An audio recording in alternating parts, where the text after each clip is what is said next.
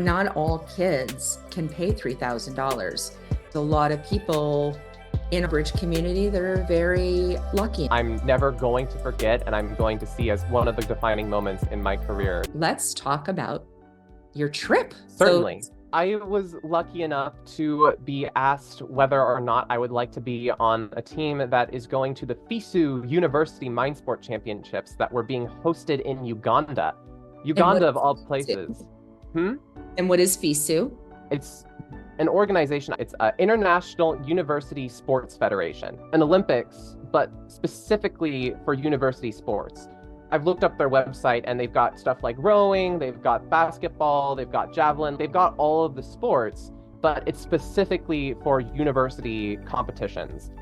The organizer at the time of USBF, Amber Lynn, sent out an email to a bunch of players asking, do you want to do this? We would heavily stipend you so that you don't have to pay that much to go. Only about 6 people said yes. I was one of those people. We got to go to Uganda to play bridge.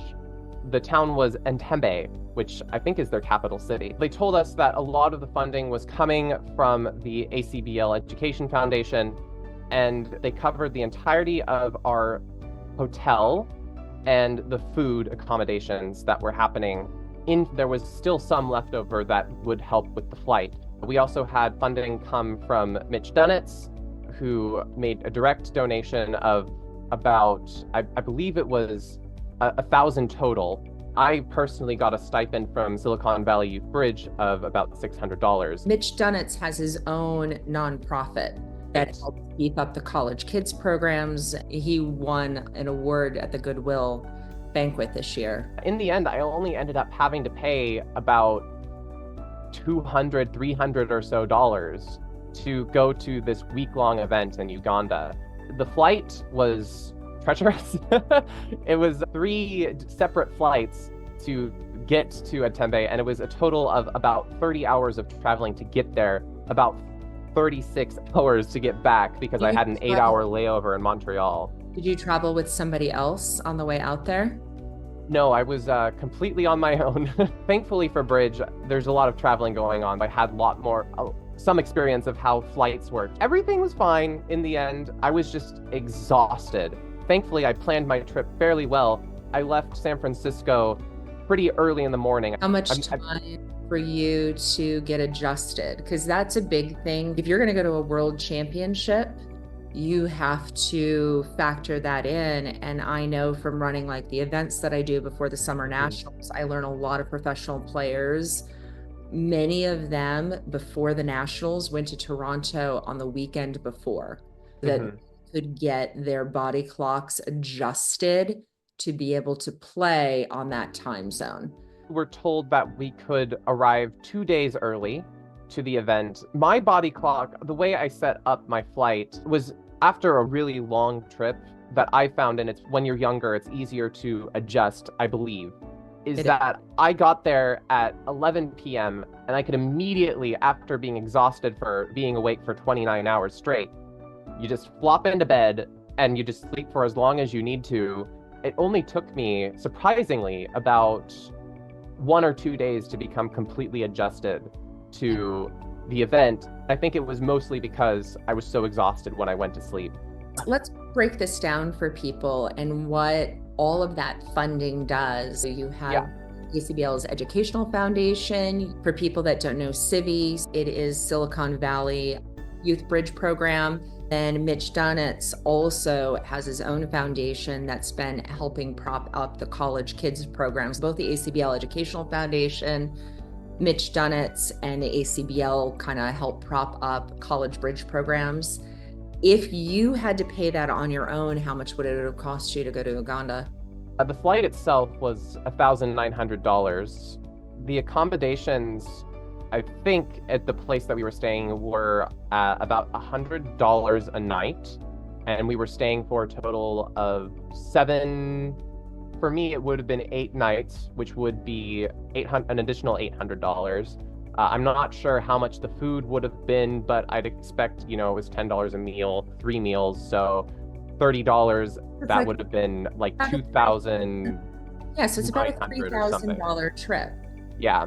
Experience of a lifetime. And then this is one of the things that I know with the Educational Foundation, you were one of the people that helped with the Spark auction this year on the back end. Is a lot of the funding and stuff that we do is we ask the juniors that get some of that funding to also give back.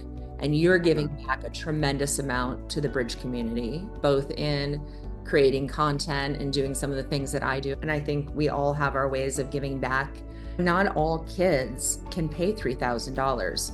And there's a lot of people in our Bridge community that are very lucky in life. To them, it seems easy, but it's not.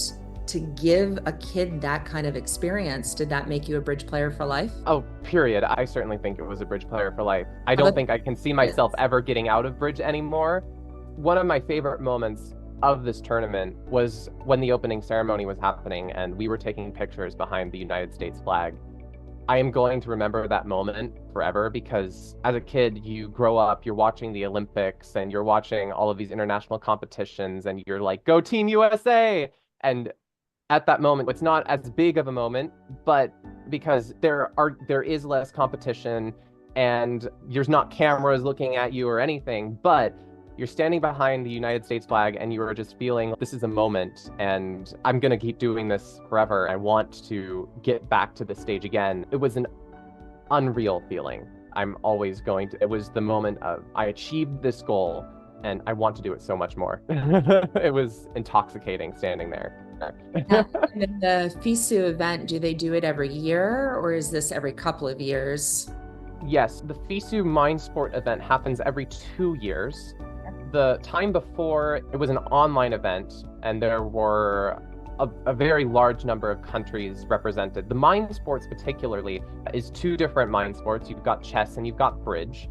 I think the one before, the online one, before COVID, was in Antwerp.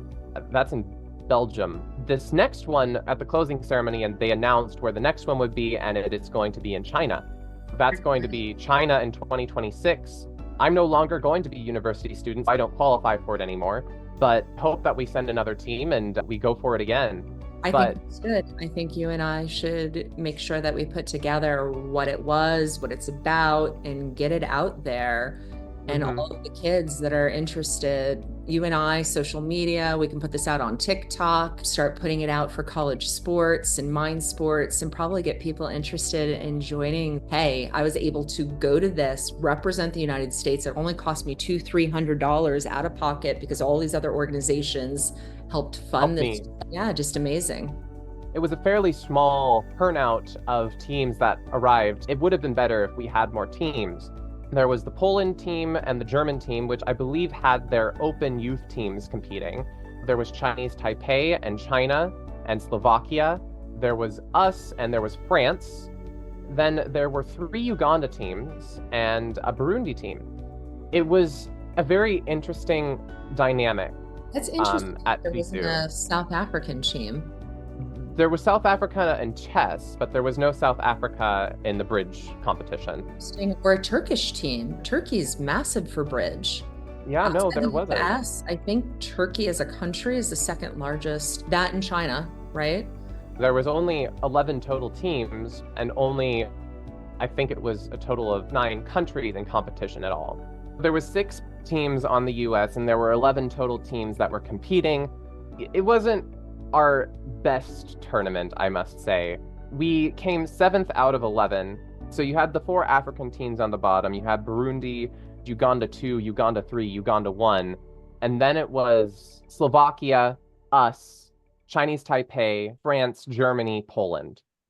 Poland 1st place, Germany 3rd, and France. None of us were amazing standout players. It was pretty much amateur youth players, and it was a great opportunity. Wanted to give the money and that opportunity to other people to That's true. experience. It wasn't as big of a reputation of an event. They were just like, let's give some other people the opportunity to do this, and we took it. And then there was 6 of you that went and played. Were you guys regular partners? What was the situation with So our team was myself, I'm partnered with Isaac Stone. At the time, we were about partners for about 3/4 of a year, but we're working on becoming regular partners at the moment. The other partnership we had was Alan Yuang and Aaron Balancine, and they are decent players. And then there was Kunal Vahra and Brennan Eason, who they were also not regular partners as well. So it felt like a very mishmashed group, but we had been practicing together for the past 3/4 of a year. It was a fun group. It was a very interesting dynamic because and this isn't meant to be insulting in any way, but the Ugandan players were very passionate about the game. However, they don't have the training that we have. Their coaches don't know what standard bridge bidding or teaching methods, and they don't know all the strategy. Yeah. So we were playing against them, and they were passing 17 count hands because they thought that they needed 5 cards to open. This dynamic was happening where you come up against the Uganda team and you need to blitz them because every other team is blitzing the Uganda or Burundi teams. We started off with a Swiss, and the top 4 teams qualified to the knockouts. Every time there was a Swiss, we played 3 rounds a day. The Uganda and Burundi teams would take 3 rounds of beatings, and then either they or we would ask them if they want to play, and they would say yes, emphatically. They loved bridge, and even though they just kept getting pummeled, they kept getting up and they kept playing and having fun. We were talking about bridge brings resilience. Yes. Because we go and we play bridge and only 1 or 2 people even get recognized. If you're in one of those big national events, you might scan the top 20. Granted, they might make a list of the big national events, and the top 50 or 65 players make the overall list. But if you're not number 1 or 2, it's almost everybody loses all the time.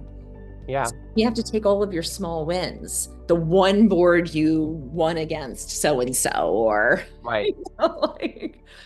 It makes resilience. And I used to be a runner, and you're like competing against yourself. Are you getting a little better each day? It was tough seeing all the Uganda teams just at the bottom. But my favorite part wasn't necessarily the competition itself, but the feeling of just sportsmanship and camaraderie that we had as bridge players. Anytime we were going around, as the US team, we would constantly, if we weren't competing bridge, we would be sitting out in the lobby playing bridge.